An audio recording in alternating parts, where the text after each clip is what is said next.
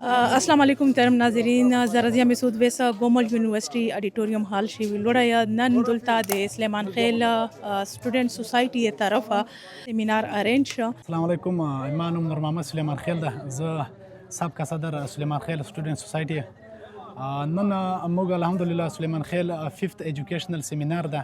د دغه سیمینار منعقد کولو مقصد خپل قوم کې د تعلیمي کوم شعور دا راوستل دي. د موږ قومونه که نور قومو ته وګورئ هغه ډېر مخته تللي دي، خو موږ الحمدلله دا 5th ایجوکیشن سیمینار منعقد کو. د دغه مقصد خپل قوم ته د نورو قومو ته خپل قوم ورپېژندل دي. نو موږ یو کم غونې کوشش لږه کړې ده او د نن پروګرام کې موږ یو داسې چینجز راوستي دي چې مطلب چې موږ راز یا مسعود چې کوم جرنالیست دغه ته موږ ایز ا ګیسټ سپیکر دعوت ورکړی ده او الحمدلله د موږ سره د پروګرام کې شرکت کړی ده. د ته دعوت ورکولو مقصد د موږ قوم کې د فیمیل ایجوکیشن چې کوم ده هغه نه هونه کې برابر ده.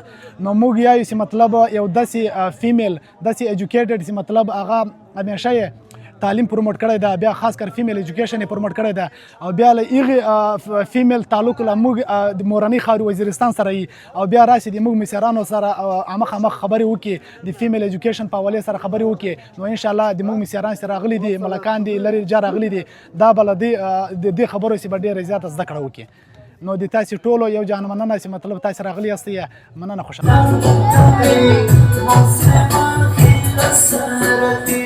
Yo